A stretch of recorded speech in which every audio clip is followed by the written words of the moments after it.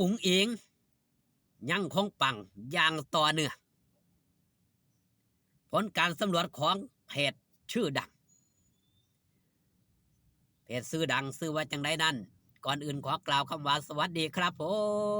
มสวัสดีพี่น้องครับป้องปายมิตรหมอแคนแฟนหมอลำยินดีต้อนรับเข้าสู่ช่องไทยซีเกตชาแนลสวัสดีไปยังแฟนคลับเอฟซีสาวน้อยเพชรบันแพงแฟนคลับเอฟซีลาดน้อยอุ๋งอิงสู้ขู่สู้คนเด้อครับเด้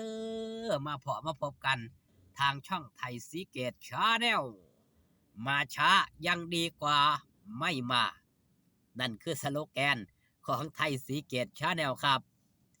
กับบรรยากาศมือนี่อึมครึมบางหม่องบางบอนฝนเหี่ยฝนห้อยเบิ่งแย่งสุขภาพเด้อครับเด้อมื้อนี้ครับว่าฮอดจอดถึงคิวงานครับสาวน้อยเพชรบานแพงไปเล่นอยู่ไสครับเล่นอยู่ที่บ้านโนนสำราญตำบลโคกล่ามอำเภอลำปลายมาศจังหวัดบุรีรัมย์พี่น้องอยู่ใกล้ก็อย่าลืมไปให้กำลังแรงเชียร์แรงใจกันหลายๆเด้อครับเด้อมือแรงนี่หันมาว่าฮอดจอดถึงครับเรื่องราวความเด่นความดังความปังของหลาดน้อยอุ๋งอิงบ่มีหยุดพักบ่มีได้เศร้าครับปังอย่างต่อเนื่องจากเพจดังเพิ่นได้ออกมาเปิดเผยเมื่อบ่กี่ชั่วโมงที่ผ่านมาครับว่าหลาดน้อยอุ๋งอิงนี่ยังคงครองอันดับหนึ่งเพจที่มีชื่อว่าหมอลำสตอรี่เพิ่นได้ออกมาเปิดเผยเรื่องราวแบบนี้ครับอุ๋งอิงเพชรบ้านแพงครองบัลลังก์อันดับหนึ่งดาวรุ่งหญิงปี2568แฟนหมอลำเทใจเกิน 80% จากโพลหมอลำสตอรี่กระแสมาแรงอย่างต่อเนื่องแบบฉุดไม่อยู่สำหรับอุ๋งอิงเพชรบ้านแพงนางเอกหมอลำขวัญใจแฟนเพลงที่ล่าสุดคว้าอันดับหนึ่งดาวรุ่งหญิงทรงอิทธิพลที่สุดแห่งปี 2568 จากผลสำรวจของโพลหมอลำสตอรี่ด้วยคะแนนสนับสนุนสูงลิ่วกว่า 80%ผลโพลครั้งนี้สะท้อนให้เห็นถึงความนิยมและอิทธิพลในโลกหมอลำของอุ๋งอิงที่ยังเติบโตอย่างต่อเนื่องทั้งกระแสผลงาน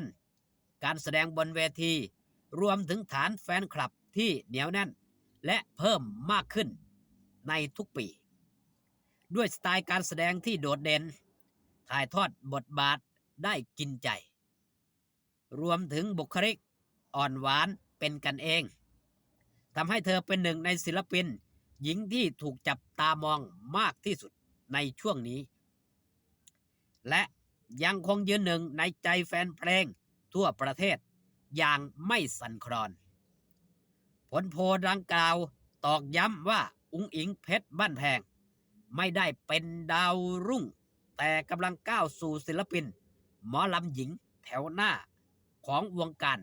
อย่างเต็มตัวนั่นคือข่าวสารเรื่องเล่าของเพจซื้อดังเพื่อนได้นำออกมาเปิดเผยให้มิตรหมอแกนแฟนหมอลำได้หูได้ทราบว่าเพื่อนได้ติดตามผลงานของหลาหน่อยอุ๋งอิง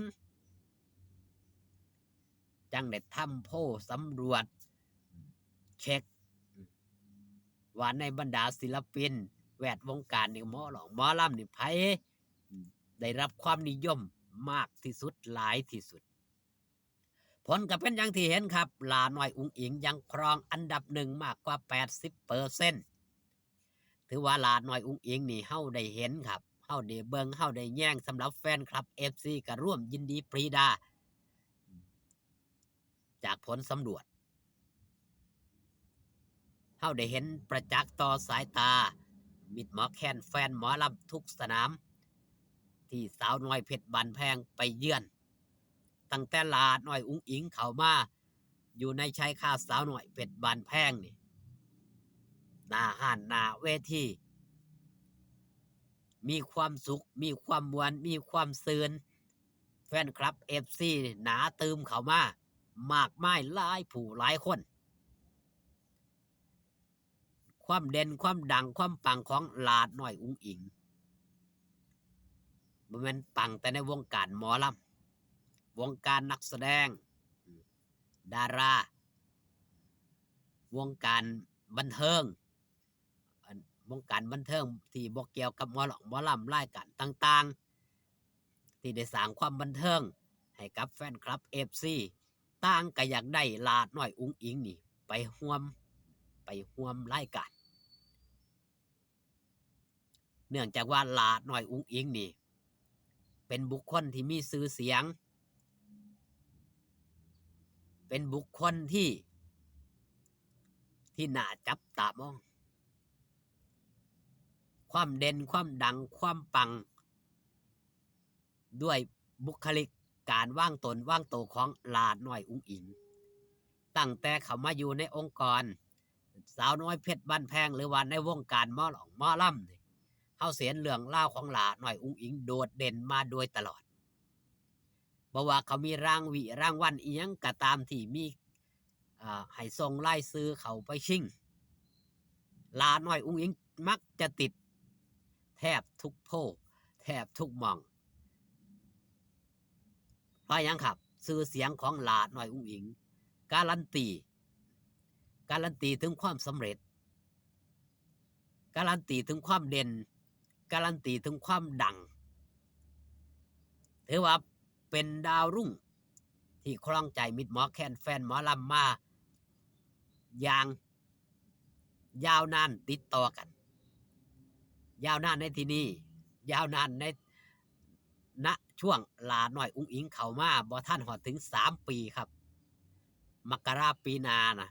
15 มกรานี่สิถึง3 ปีแต่หลาน้อยอุ๋งอิงนี่ยังคงยืนหยัดความเด่นความดังความปังตั้งแต่ออกซิงเกิลแรกจนถึงณปัจจุบันชื่อเสียงหลาน้อยอุ๋งอิงพุ่งทะยานไม่มีขีดจำกัดพร้อมเสิร์ฟความดังความปังไปเรื่อยๆให้กับมิตรหมอแคนแฟนหมอลำมื้อแรงครับอย่าลืมอย่าพลาดไปให้กำลังแรงเชียร์แรงใจหลาดน้อยอุ๋งอิงน้ำกันนะครับเด้อแล้วก็ระวังเรื่องสุขภาพร่างกายน้ำอากาศเปลี่ยนแปลงครับมีทั้งฝนมีทั้งหนาวมีทั้งร้อนเบิ่งแย่งสุขภาพครับสำหรับคลิปนี้ฝากตอนเอาไว้แต่เพียงส่ำนี้ครับอยู่ดีมีแห้งสู้ขู่สุขคนพ่อกันคลิปหน้าสบายดีครับผม